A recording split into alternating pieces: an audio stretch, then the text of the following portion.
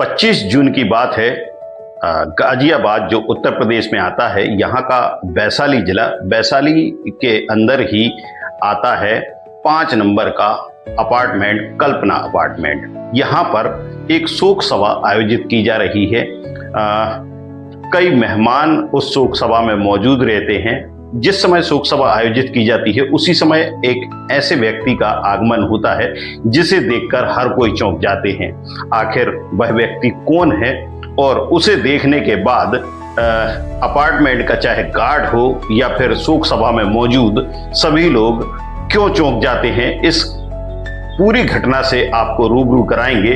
उससे पहले भानु ठाकुर का आपको नमस्कार। इसी तरह खुश रहें, मुस्कुराते रहें और यूं ही हमारे साथ बने रहें। बात कर रहा हूं उत्तर प्रदेश के गाजियाबाद जिले की, जहां एक मृत व्यक्ति अपनी ही 13वीं के दिन एकाएक अपने घर लौटता है तो देखकर सारे लोग चौंक जाते हैं। कहानी की शुरुआत होती है 13 मई से। 13 मई को अपार्टमेंट में ही रहने वाली एक नैना नाम की महिला है, जिसके पति के हाथ पैर काम नहीं करते। ऐसे में वह खुद कमाने की सोचती है और जहां वो उसका घर होता है उसके सामने ही अंडे का ठेला लगाने लगती है। अंडे का ठेला लगाते समय कई ग्राहक भी उसके पास आते हैं। इसी दौरान कल्पना अपार्टमेंट में रहने वाला जो गिरधर सिंह बिष्ट है, वह उसके सामने पहुंचता है, अंडे खरीदता है और देखते ही देखते अचानक उसे पता नहीं क्या हो जाता है कि वह अंडे में जो गर्म पानी उबलता हुआ उसे दिखता है, उसे उठाकर सीधा नैना के ऊपर फेंक देता है। यह देखकर वह घबरा जाती है, भागती है और सोचती है कहीं वह दोबारा किसी और चीज से हमला ना कर दे। ऐसे में पास में ही एक दुकान के अंदर वह घुस जाती है। दुकान में मौजूद रहते हैं शैलेश, धर्मेंद्र और उनका एक और भाई। वह जो गिरधारी है उसे समझाने का प्रयास करते हैं और उसे वहां से भगाते हैं, जो कि महिला के हाथ उबलते पानी से जल चुके हैं।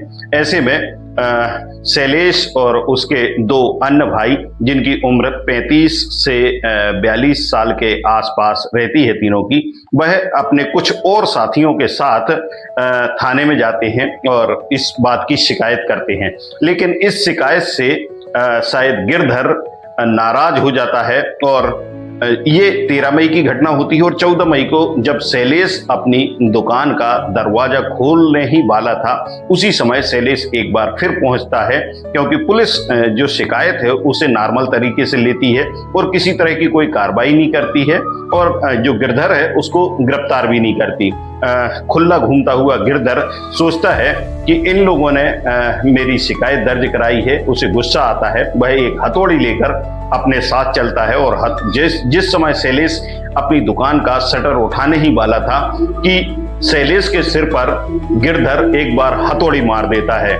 गिरधर बेहोश होकर नीचे गिर जाता है। यह आसपास खड़े हुए लोग जैसे ही देखते हैं तुरंत वह शैलेश को बचाने का प्रयास करते हैं। गिरधर यह देखकर वहां से भाग जाता है। 2 दिन के अंदर लगातार 2 घटनाएं होती हैं। पूरे कॉलोनी के लोग एकत्रित होते हैं और गिरधर के खिलाफ एक मोर्चा खोलते हैं और पुलिस के पास पहुंचते हैं। पुलिस के पास पहुंचने के बाद वह ये पूरी घटना पुलिस को बताते हैं कि शायद उसका मानसिक संतुलन बिगड़ गया है या फिर वह पागल सा हो गया है, हर किसी पर हमला कर रहा है, उसके खिलाफ कार्रवाई कीजिए। पुलिस 17 जो मई है उसको उस दिन FIR दर्ज करती है और जब दबाव बनता है कॉलोनी के लोगों का तो गिरधर को गिरफ्तार भी कर लेती है। यहाँ से पुलिस गिरफ्तार करके गिरधर को जो 151 की धारा होती है उसके तहत गिरफ्तार करते हुए उसे जेल भेज देती है। 3-4 दिन जेल में काटने के बाद 22 मई को उसकी रिहाई होती है। परिजन उसे लेने के लिए जेल के बाहर पहुंचते हैं, लेकिन पता लगता है कि जो गिरधर है वह समय से पहले ही जेल से बाहर आने के बाद घर के लोगों का इंतजार नहीं करता और भाग जाता है। यहाँ किसी को पता नहीं लगता आखिर गिरधर गया कहाँ है। पुलिस में भी गुमशुदगी की रिपोर्ट दर्ज होती है, पुलिस जगह जगह उसकी तलाश करती है, लेकिन कहीं भी गिरधर का पता नहीं लगता। यहाँ जो परिजन है वो आरोप लगाते हैं कि कहीं ना कहीं जिन लोगों ने गिरधर के खिलाफ FIR दर्ज कराई है उन्होंने ही गिरधर को मारा पीटी की है या फिर उनसे डर कर भाग गया है। पुलिस अपनी जगह अपनी तलाश जारी रखती है। लगातार तलाशने के बाद काफी लंबा समय बीत जाता है और तारीख आती है 12 जून। 12 जून को एक जो गाजियाबाद है वहीं पर मसूरी थाना पड़ता है और मसूरी थाने के अंतर्गत एक झील आती है। झील में एक शव मिलता है। शव मिलने के साथ ही आसपास के लोगों को सूचना दी जाती है कि यदि कहीं गुमशुदगी के मामले हैं तो वह पुलिस को जानकारी दे। पता लगता है कि गिरधर काफी दिनों से नहीं मिल रहा है। गिरधर के घर भी सूचना पहुंचाई जाती है। जब गिरधर के परिजन शव को देखते हैं तो वह यह मान लेते हैं कि गिरधर ही पानी में डूबकर खत्म हो गया है। उसके कपड़ों को भी वह यह मानते हैं कि क्योंकि पानी में डूबा हुआ गिरधर काफी फूल चुका होता है। मछलियां उसके शव को जगह जगह नोच लेती हैं। काफी पानी में पड़े होने के कारण उसके शव से बदबू भी आती है।